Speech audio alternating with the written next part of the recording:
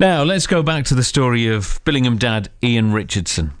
Now, you may remember 3 months ago, he's travelling along the A1 with his wife Joanna and 2 daughters, 6-year-old Maya, 12-week-old Ava. A car travelling the wrong way hit them, and Joanna and Maya died, but Ava survived.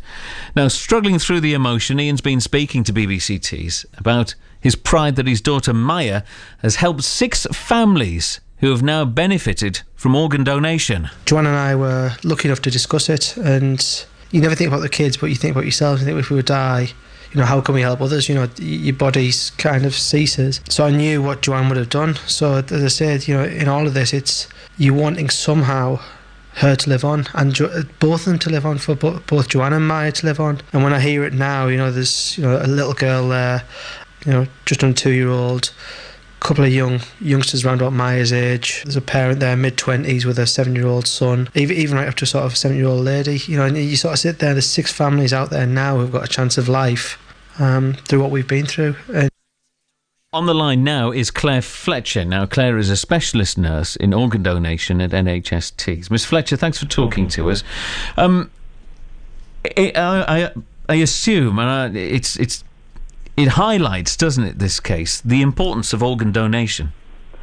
Yes, it does, and it also highlights what Ian was just saying there about people discussing what their wishes would be. Now, the fact that him and George already had that discussion obviously made it a bit easier for him to make that decision for Maya to donate her organs.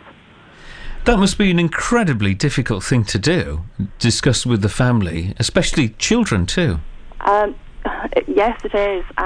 We are health professionals. We do have training to do this. But meeting families like Ian is definitely a very most humbling experience. And we never underestimate the strength and the courage these families need to make that decision. I think we got a glimpse of the sort of comfort that it's given Ian in a way. Just if you can elaborate on it, the comfort that people can get from donating their organs or their loved ones' organs.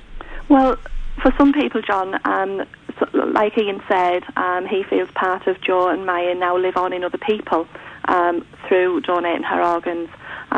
For others, it's just simply that a death like this doesn't need to be in vain, that some good can come out of otherwise a very tragic situation.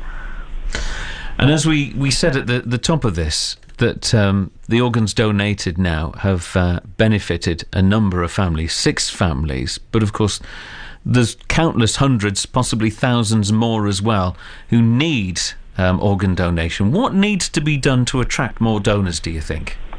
I think the main idea behind the campaign now is just for people at home today to be sitting and thinking, do I believe in organ donation? And if you do, you need to register that belief on the organ donor register, and most importantly, discuss it with your friends and family. We're still in a position at the moment where about 3 people are dying every day whilst waiting for their organ transplant. How do you get on the organ donor register then? It's very simple to go onto the organ donor register, which is just online on the internet. Okay, Claire Fletcher, thanks for talking to us from NHS Tees. Like you said, listening to that interview with Ian Richardson, it is an incredibly humbling experience, and it's incredible as well that Maya has helped 6 families who've benefited from the organ donation. Of course, our thoughts are with Ian as he still comes to terms with that situation. It's very nearly 8 o'clock. It's